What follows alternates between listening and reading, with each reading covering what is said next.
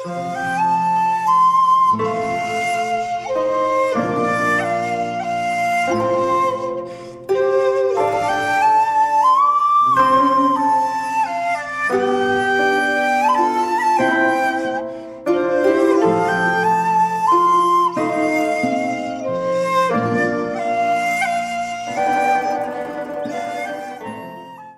మారుమూల గ్రామంలో ఇద్దరు స్నేహితులు ఉండేవారు.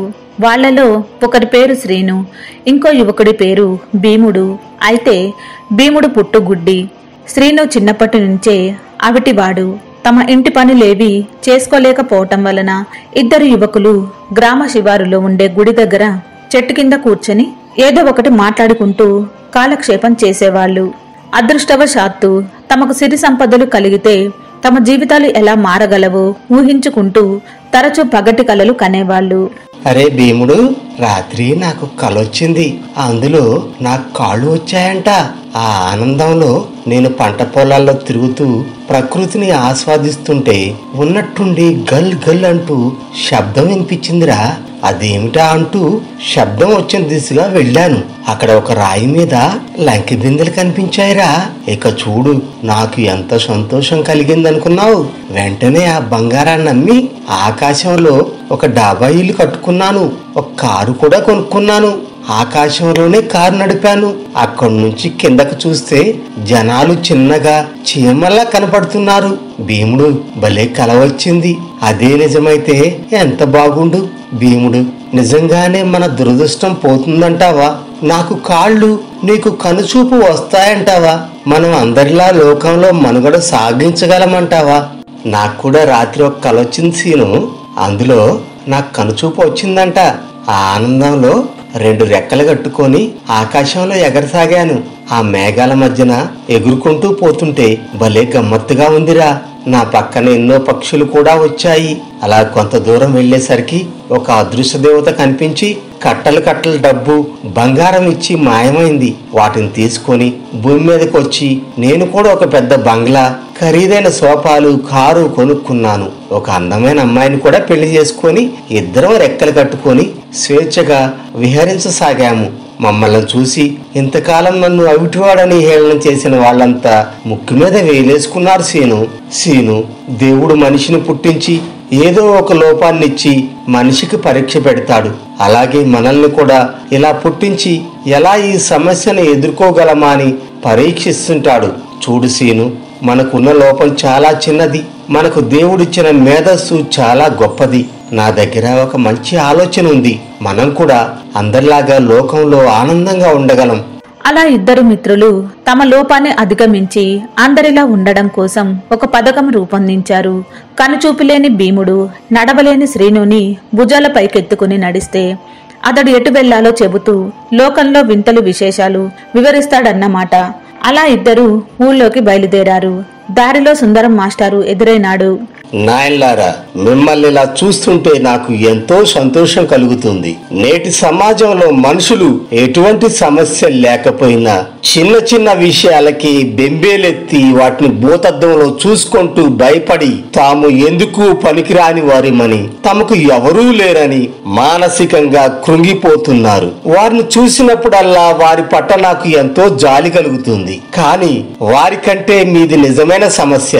పుట్టుకతోనే దివ్యాంగులైన ఆ విధిరాతకు అదరక బెదరక మానసిక ధైర్యంతో తలరాతన పారదోలి అందరిలాగా ఆనందిస్తున్నారు.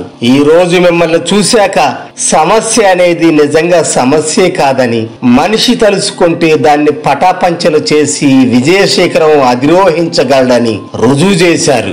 వెళ్ళండి, మీకోసం ప్రపంచం ఎదురు చూస్తుంది. ఇలాగే మీరు అనుకున్నది సాధించండి, విజయాలు మీ సొంతం చేసుకోండి. అలా సుందరం మాస్టారు ఇచ్చిన ధైర్యానికి ఎంతో సంతోషించి ఆయనకు ధన్యవాదాలు చెప్పి తిరిగి ఊళ్ళోకి బయలుదేరారు. అలా తమ ప్రణాళికను అమలుపరిచి ఆ రోజంతా ఊరంతా తిరిగి పంట పొలాల్లో తిరిగి చూసి విని ఆనందించారు. తిరిగి తాము ఉండే గుడి దగ్గరకు వచ్చారు. మిత్రమా, ఈ రోజు నాకు చాలా ఆనందంగా ఉంది. నేను జీవితంలో నడవలేనేమో, నా బతికింతేనేమో అని ఎంతో కుంగిపోయాను.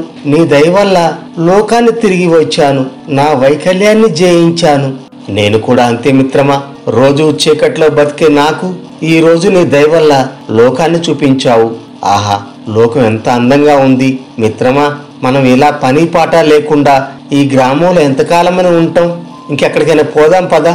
అవును మిత్రమా, ఈ ఊళ్ళో అందరూ మన అంగవైకల్యం చూసి మనకెవరూ ఏ పని ఇవ్వరు. మనం ఏదైనా నగరానికి వెళ్ళడం మంచిది. అక్కడైతే ఎవరికైనా అన్ని పనులుంటాయి.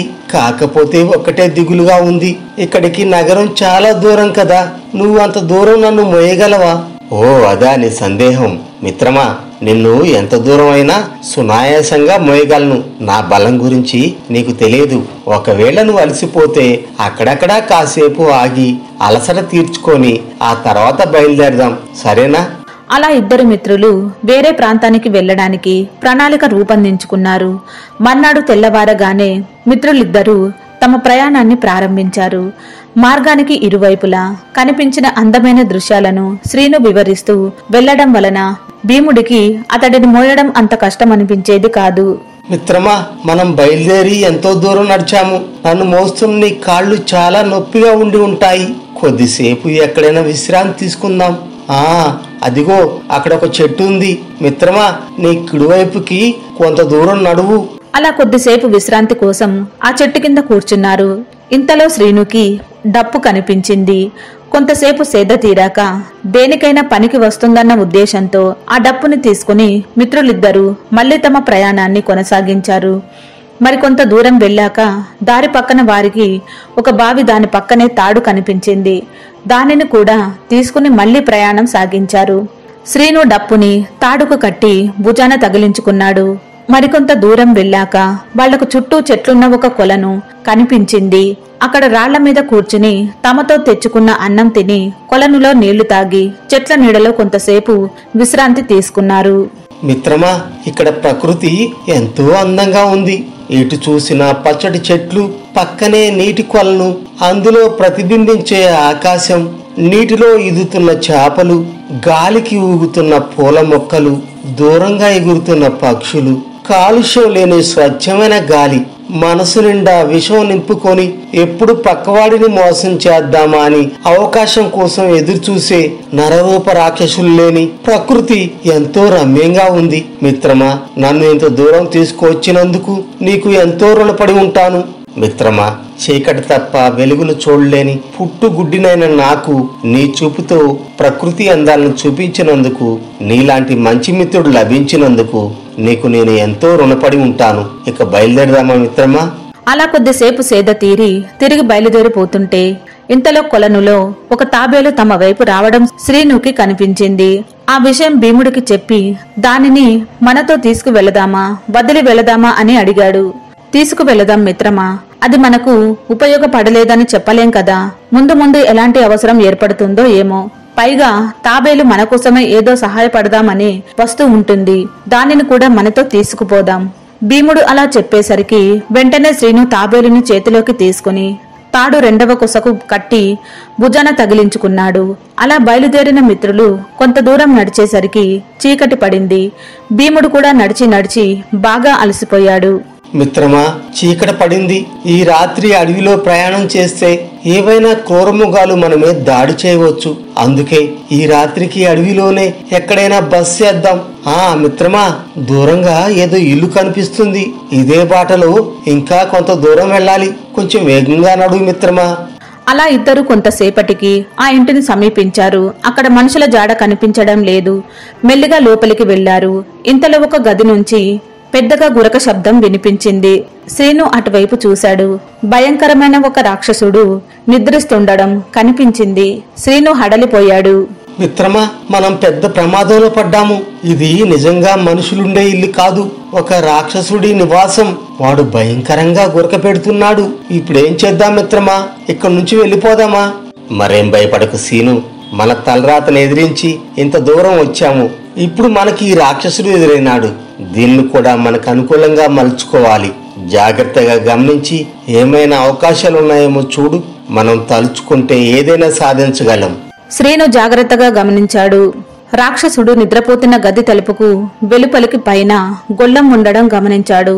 అంటే తలుపు మూసి గొళ్ళెం పెడితే రాక్షసుడు బయటకు రాలేడన్న మాట. శ్రీను అలా ఆలోచించి శబ్దం రాకుండా వెంటనే రాక్షసుడు పడుకున్న గది తలుపులు మూసి గొళ్ళెం పెట్టి తామిద్దరు వేరొక గదిలోకి వెళ్లారు. అక్కడ రకరకాల ఆహార పదార్థాలు కనిపించాయి. ఇద్దరూ కడుపు నిండా తిని తాడును గోడకు తగిలించి నేల మీద పడుకున్నారు. ఇంతలో తాడుకు కట్టి ఉన్న తాబేలు కదిలింది. దానితో ఇంకోవైపు కట్టి ఉన్న డప్పు కింద పడింది. పెద్ద శబ్దమైంది. ఇంకేముంది, అవతల గదిలో పడుకున్న రాక్షసుడికి మెలకువ వచ్చింది. అరే ఎవడ్రా ఈ భయంకర గంభీరటికి వచ్చింది? నా తలుపుకి గుళ్ళెం పెడతారా? నా సంగతి నీకు సరిగా తెలీదు. అందరినీ నంజుకొని తింటా. తలుపు తెరవండిరా, ఇవాళ మీ సంగతి చెప్తా. అలా రాక్షసుడు నా ఇంటికి వచ్చి ఇలాంటి తుంటరి పని చేసే ధైర్యం ఎవరికుంది అని కోపంతో ఊగిపోతూ తలుపులను దబదబా బాధసాగాడు. అలా తలుపులు కొంతసేపు బాదాడు. కాని అవతల వైపు నుంచి ఎలాంటి సమాధానం రాలేదు. మిత్రమా, రాక్షసుడు లేచినట్టున్నాడు, తలుపులు బాదుతున్నాడు. ఇప్పుడు మనం మౌనంగా ఉంటే వాడు ఇంకా రెచ్చిపోతాడు. అందుకే వాడికన్నా ఇంకా ఎక్కువ శబ్దం చేయాలి. డప్పు తీసుకో. అలా డప్పు తీసుకుని రాక్షసుడు తలుపులు బాదడం వల్ల వచ్చే శబ్దం కన్నా ఎక్కువ శబ్దం వచ్చేలా డప్పును వాయించారు. దాంతో రాక్షసుడు కంగారు పడి అవతలి గదిలో తనకన్నా శక్తిమంతుడైన రాక్షసుడు ఉన్నాడేమోనని కంగారు పడ్డాడు. ఎవడ్రా అవతల? నువ్వు నాకంటే శక్తిమంతుడువా? నేను కన్ను చేశానంటే మోడి మసైపోతావురా. చెప్పరా, ఎవరు నువ్వు? దమ్ముంటే తలుపు తీసి నా ముందుకు రారా, నందుకొని తింటావు. రాక్షసుడు అలా అడిగేసరికి వెంటనే శ్రీను గొంతు మార్చి ముందు నీ గొప్పేమిటో రుజువు చెయ్యి చూద్దాం అన్నాడు. ఆహా, నువ్వు నాకంటే పెద్ద రాక్షసుడివా? నేను నమ్మను. ఈ చుట్టుపక్కల నన్ను మించిన రాక్షసుడు ఎవడూ లేడురా. అయినా నువ్వు మహారాక్షసుడు అని రుజువేమిట్రా? చెప్పురా, చెప్పు, నంజుకొని తింటా. రాక్షసుడు అలా అనేసరికి శ్రీను తన దగ్గరున్న తాడుని అవతల వైపుకి విసిరి, అది నా తల వెంట్రుక, చూడు ఎంత దృఢంగా ఉందో చూసావా? ఒక్క వెంట్రుకతో నీ కాళ్ళు చేతులు బంధించగలను అని గట్టిగా అరిచాడు. ఇప్పుడు రాక్షసుడు నిజంగానే బెదిరిపోయాడు. నువ్వు కంటే పెద్ద రాక్షసుడివా? నేనే నీకన్నా ఎక్కువ బలవంతుండ్రా. రానా ముందుకు, నంజుకొని తినేస్తా. రాక్షసుడు అలా భీకరంగా అరుస్తూ చెప్పేసరికి ఇద్దరు మిత్రులకు ఏం చేయాలో అర్థం కాలేదు. అటు ఇటు చూశారు. తాబేలు కనిపించింది. వెంటనే దానిని పట్టుకుని పక్క రాక్షసుడి గదిలోకి విసిరివేశాడు. ఒరే రాక్షసుడా, చూడరా, అది నా తలలో పేను. చూడు, దానిని చూస్తే నీ గుండాగిపోయిందా? నా పేను నీ కాలుతో చంపగలవేమో చూడు. అది నీ తరం కాదురా. రాక్షసుడు ఆగ్రహంతో తాబేలుని కాలితో తొక్కాడు. వెంటనే తాబేలు ముడుచుకుపోయింది. చిన్న చిప్పగా మారడం వలన అది చావకుండా అలాగే ఉంది. పక్క గదిలో ఉన్న తనకంటే బలశాలి అన్న నిర్ణయానికి రాక్షసుడు వచ్చాడు. ఇక వాణ్ణి ఎదిరించడం లాభం లేదని వ్యూహం మార్చాడు. చూడబోతే వీడు నాకన్నా బలశాలి అనుకుంటానే. వాడి తల్ల పేను ఎంత తక్కినా సావడం లేదే. ఇప్పుడు ఏం చేయడం? ఒరేయ్, నీ గొప్పతనాన్ని అంగీకరిస్తున్నా. దయచేసి నా దగ్గర రారా. ఇద్దరం కలిసి హాయిగా వద్దాం. ఏమంటారా? ఆహా, అదేం కుదరదు. రెండు కత్తులు ఒకే ఊర్లో ఎమడలేవు. ఒకే చోట ఇద్దరు రాక్షసులు ఉండటం అసాధ్యం. ఇప్పుడే నా శక్తి ఏమిటో చూపించాను. నువ్వు ఇక్కడే ఉన్నావంటే ఈ పూటక నిన్ను భోజనంగా తింటాను. రమ్మంటావా లోపలికి? నేను వస్తే ఇక నువ్వు మిగలవు. జాగ్రత్త. అమ్మో, వద్దురు, నా దగ్గరికి రావద్దురు. నన్ను వదిలిపెట్టు. నేను ఇప్పుడే ఇక్కడి నుంచి వెళ్ళిపోతాను. నా సంపదలన్నింటినీ అనుభవిస్తూ నువ్వు ఇక్కడే ఉండు. వామ్మో, ఈ నాకంటే పెద్ద రాక్షసుడు లాగున్నాడు. నేను వెళ్ళిపోతాను. నేను పారిపోతాను. అలా నువ్వు వెళ్లిపోతే నిన్నేం చేయను అంటూ శ్రీను గదిగొల్లం తీశాడు. వెంటనే రాక్షసుడు ప్రాణభయంతో వెనుతిరిగి చూడకుండా పరిగెత్తి పారిపోయాడు. మిత్రులిద్దరూ రాక్షసుడిని గదిలోకి వెళ్లి చూశారు. అక్కడెన్నో బంగారు ఆభరణాలు, మాణిక్యాలు, రత్నాలు, వెండి ఆభరణాలు ఉన్నాయి. మిత్రుడు అవన్నీ అక్కడ ఉన్న బస్తాల్లో నింపి మూట కట్టారు. అయితే రాక్షసుడి మంచం పక్కన ఒక కాటుక భరిణ, పక్కనే ఏదో తైలం కనిపించింది. వెంటనే శ్రీను వెళ్లి ఆ తైలాన్ని తన కాళ్లకు రాసుకున్నాడు. వెంటనే తన కాళ్లు మామూలుగా అయ్యాయి. హాయిగా లేచి నిల్చున్నాడు. అలాగే భరణిలోని కాటుక తీసి భీముడు కళ్ళకు పూశాడు. వెంటనే భీముడికి చూపు వచ్చింది. తర్వాత బంగారం, మణులు, మాణిక్యాల బస్తాలు తీసుకుని తమ గ్రామం చేరుకుని వాటిలో ఊరికి రహదారులు నిర్మించారు, నీటి వసతి కల్పించారు, అనాథాశ్రమాలు నిర్మించారు, విద్యాలయాలు కట్టించారు. చిన్న చిన్న లోపాలకే ఎంతో కృంగిపోయే ప్రజలున్న ఈ సమాజంలో తమ వైకల్యాన్ని ఎదుర్కొని తలరాతనే ఓడించిన శ్రీనుని, భీముడిని అందరూ ఆదర్శంగా తీసుకున్నారు.